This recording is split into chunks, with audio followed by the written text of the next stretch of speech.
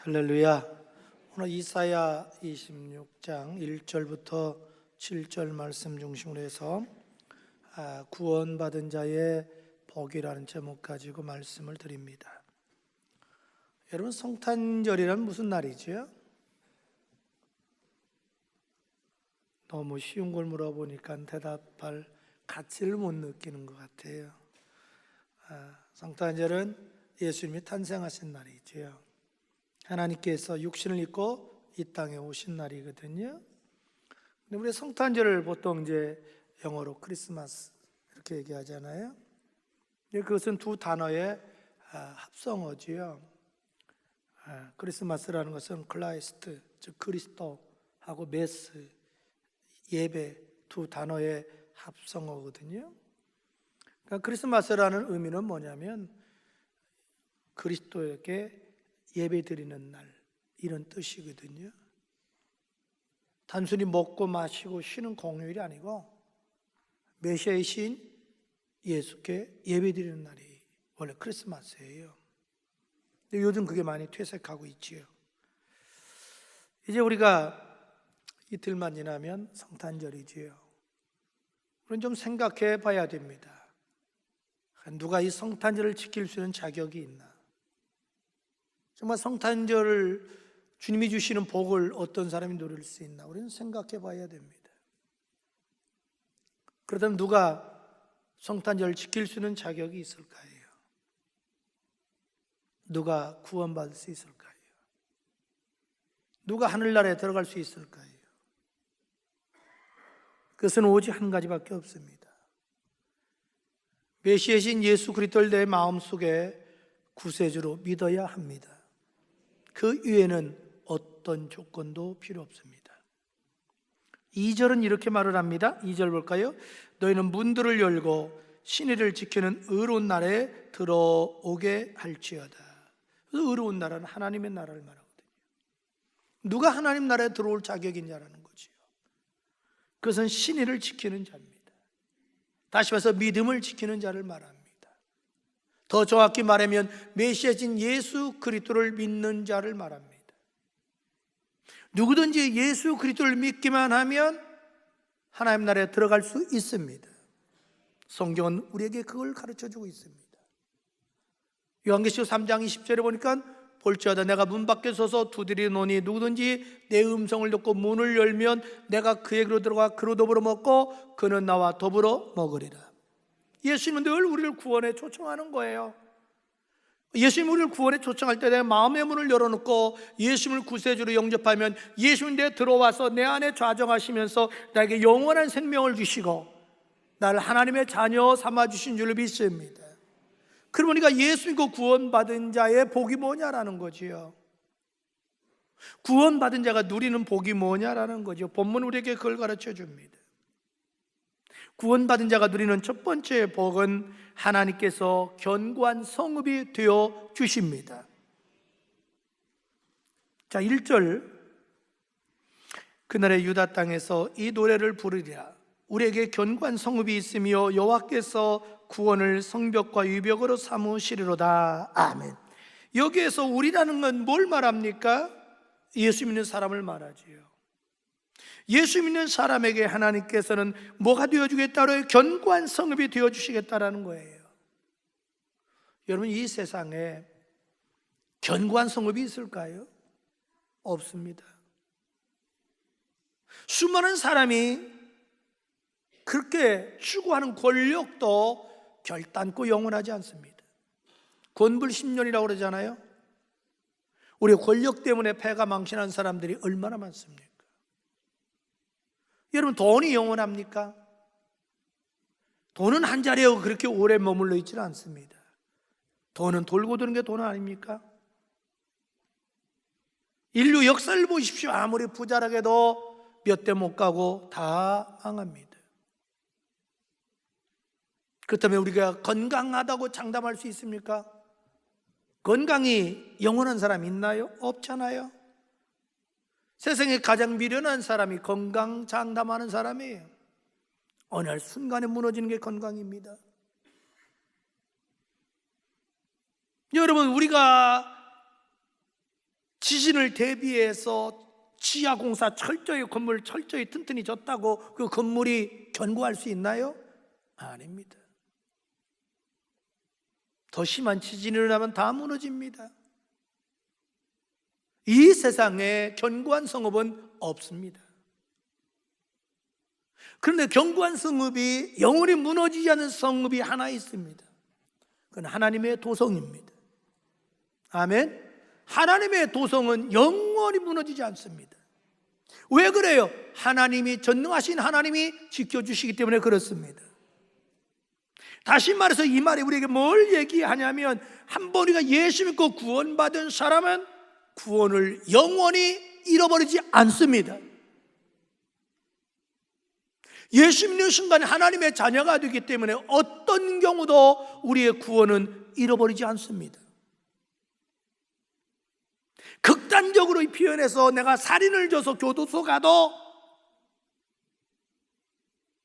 그 구원은 잃어버리지 않습니다. 왜냐하면 예수 믿었다는 것은 하나님과 나와의 관계가 부자지간이기 때문에 그래요. 피로 맺어졌기 때문에 그래요. 여러분, 피로 맺어진 혈통 관계는 조상이 죽었다고 조상이 아닐 수가 없고, 자식이 못됐다고 자식이 아닐 수가 없는 거예요. 우리가 예수의 피를 믿음으로 구원받은 사람은 그 구원을 어떤 경우도 잃어버리지 않습니다. 왜요? 하나님이 우리에게 견고한 성읍이 되어주기 때문에 그런 거예요. 요한복음 10장 28절 이하는 말합니다. 내가 그들에게 영생을 주노니 영원히 멸망치 아니할 터이요 그들 내 손에서 빼앗을 자가 없느니라. 그들을 주신 내 아버지는 만유보다 크시며 아무도 아버지의 손에서 빼앗을 자가 없다. 로마서 8장 38절 이하는 말합니다. 내가 확신하노니 사망이나 생명이나 천사자들이나 능력이나 기품이나 다른 어떤 피조물이라도 우리를 그리스도 예수 안에 있는 하나님의 사랑에서 끊을 수 없느니라. 어떤 것도 하나님의 사랑에서 우리를 끊을 수 없습니다. 여러분, 구원받은 자가 누리는 축복은 하나님 우리에게 견고한 성읍이 되어주십니다. 둘째로, 구원받은 자가 누리는 복이 뭘까요? 하나님께서 평강에 평강을 더하여 주십니다. 평강에 평강을 더해줘요. 자, 3절 다 같이 한번 읽을까요? 시작. 이는 그가 주를 신뢰함이다. 아멘. 여기 심지가 견고한 자는 누구를 말할까요? 심지가 견고한다는 것은 두 가지 의미가 있어요. 하나는 주님을 절대 신뢰하는 걸 말합니다. 어떤 경우도 믿음이 변치 않는 그 믿음, 그게 심지가 견고한 자예요. 그리고 심지가 견고하다는 것은 한결같은 마음을 말합니다. 두 마음을 품지 않는 걸 말합니다. 일편단심, 주님을 향한 내 마음이 변치 않는 것, 그거 심지가 견고하다 그러는 거예요. 성경에 보면 심지가 견고한 사람들이 많이 나오죠. 그 대표적으로 사드락 메삭 아벳느고 또 다니엘, 이런 사람을 말할 수 있어요. 가령 성경은 이렇게 말합니다. 다니엘서 3장 16절 이하에 보니까 사드락과 메삭 아벳느고가 왕에게 대답하여 이르되 느부갓네살 왕이여, 우리가 이 일에 대하여 왕에게 대답할 필요가 없나이다. 왕이여, 우리가 섬기는 하나님이 계시다면 우리를 맹렬히 타는 풀무불 가운데서도 능히 건져내시겠고 왕의 손에서도 건져내시리이다. 그렇게 하지 아니하실지라도 왕이여, 우리가 왕의 신들을 섬기지 아니하고 왕이 세우신 금신상에게 절하지도 아니할 줄을 아옵소서. 다니엘의 세 친구 사드락 메삭 아벳느고는 유대인들이에요. 바벨론 제국의 유대나라가 멸망했어요. 그래서 그 동화 정책에 의해서 그 나라 관리를 하게 돼요. 근데 오늘날 느부갓네살 왕이 신상을 만들어 놓은 거예요. 그리고 오늘날로 말하면 고사 지내는 거예요. 관리들 다 모아놓고 절하라는 거예요. 절을 안 하면 불무불 속에 집어넣겠다는 거예요. 근데 사드락 메삭 아벳느고가 안 해요. 누가 고자질을 해요. 왕이 불러요. 내가 한 번 더 기회를 줄 테니까 다시 한번 음악이 울려 퍼질 때 절을 해라. 그러면 살려주겠다. 회유하는 거예요. 왜? 인물들이니까. 그때 단호하게 얘기하는 거예요. 왕이요, 그럴 필요 없습니다. 우리는 절대로 절하지 않습니다. 왕이 우리를 불무불에 집어넣어도 하나님이 살려낼 것입니다.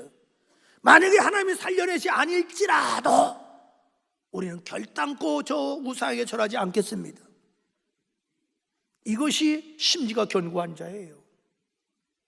한 번 하나님 섬기기로 했으면 어떤 경우도 변치 않는 사람들.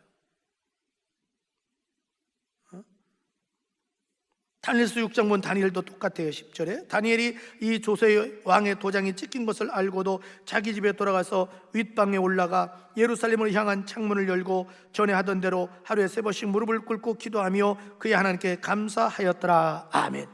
다니엘도 똑같아요.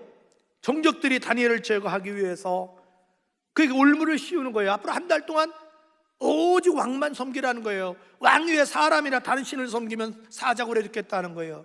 다니엘이 뻔히 알면서도 자기 신앙을 굽히지 않아요.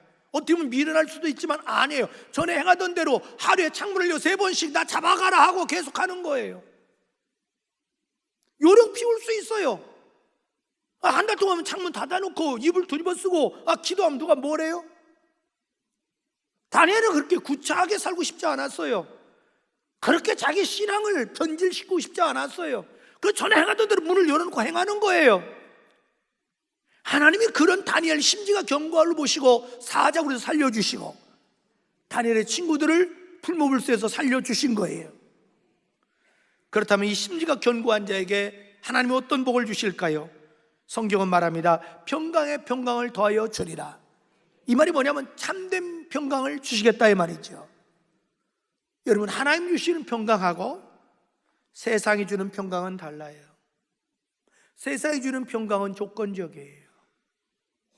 언제든지 변질될 수 있어요. 사라질 수 있어요. 근데 하나님 주시는 평강은 환경을 초월해요. 변질되지 않아요. 영원해요. 한 예를 들어볼까요? 우리 하박국이 이렇게 고백하지요. 하박국 3장 17절 이하에 비록 무화과나무가 무성치 못하고 포도나무에 열매가 없고 감람나무에 소출이 없고 밭에 먹을 것이 없고 양우리에 양이 없고 외양간에 소가 없을지라도 중요한 얘기합니다. 나는 여호와로 말미암아 즐거워하며 나의 구원의 하나님으로 말미암아 기뻐하리로다. 바로 이거예요.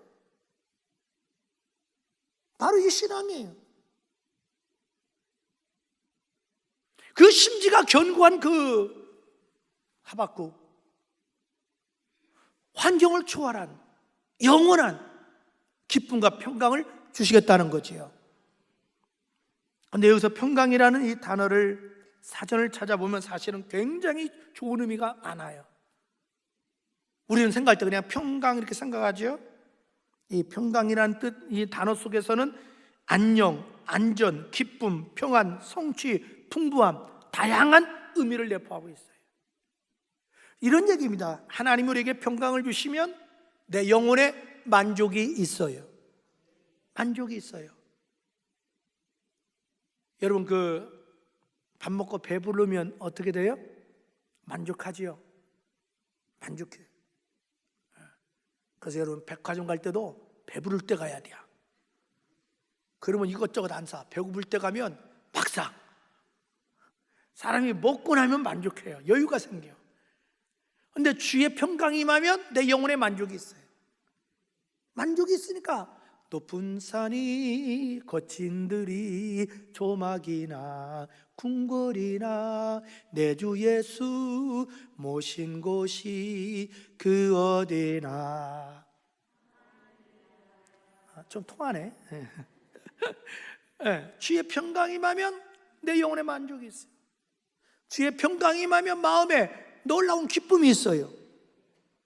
환경은 변한 게 없는데 이상해 기뻐. 마치 샘이 솟아나듯이 내게 샘 솟는 기쁨이 와요. 주의 평강이 임하면 희한해요. 사람이 온몸에 생기가 넘쳐요. 표정이 맑아져요. 주의 평강이 임하면 삶이 풍성해져요. 윤택해져요. 이상해요. 별로 가진 거, 환경은 나아진 거 없는데 사람이 얼굴에 막 생기고 뭐가 잘 된 사람 같아. 그 사람이 풍기는 냄새가 달라. 이야, 이건 돈 주고 살 수 없는 거예요. 근데 심지가 견고한 자에게 하나님이 이런 평강을 주신다 그랬어요. 그러면서 4절 보십시다. 너희는 여호와를 영원히 신뢰하라. 주 여호와는 영원한 반석이시미로다. 아멘. 셋째로, 구원받은 자가 누리는 복이 뭘까요? 하나님께서 앞길을 평탄케 해 주십니다. 자, 7절 한번 다 같이 읽어볼까요? 시작. 의인의 길은 정직함이요 정직하신 주께서 의인의 접경을 평탄케 하시리로다. 아멘. 여기서 의인이란 누구를 말할까요? 바로 예수 믿는 사람을 말하죠. 그럼 예수 믿는 사람은 어떻게 살아야 돼요? 정직하게 살아야 돼요. 왜 정직하게 살아야 돼요? 하나님이 정직하니까. 그건 정직이라는 의미가 뭐냐라는 거지요. 여러분, 정직은 우리가 진실되게 사는 걸 말해요. 정직이라는 것은 우리가 성실하게 사는 걸 말해요. 충성하는 걸 말해요. 신의를 지키는 걸 말해요. 깨끗하게 사는 걸 말해요. 거룩하고 성별되게 사는 걸 말해요.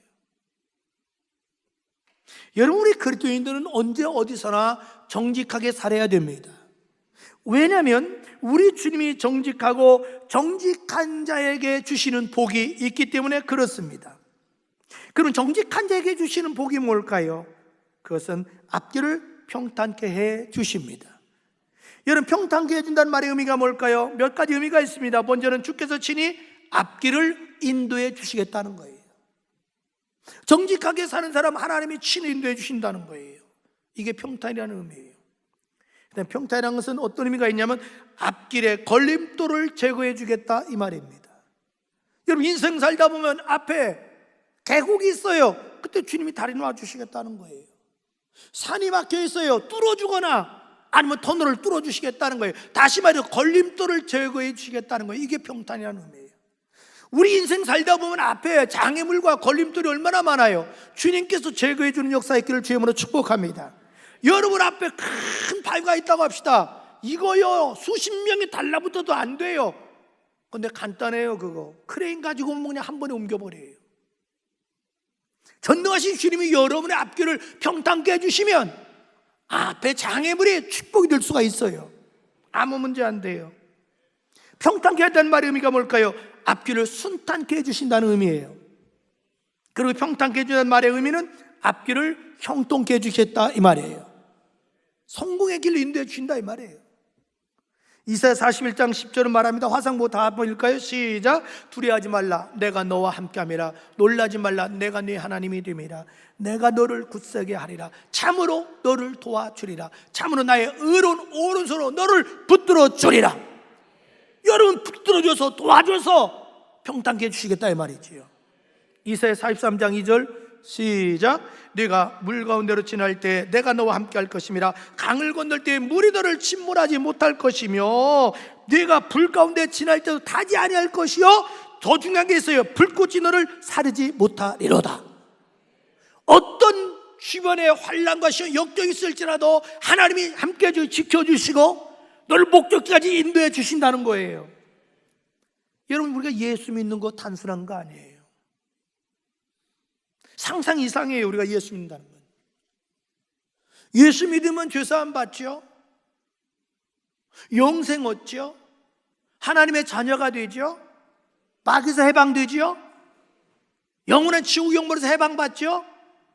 이 땅에 살 때 주님이 내 앞길 인도해 주시죠.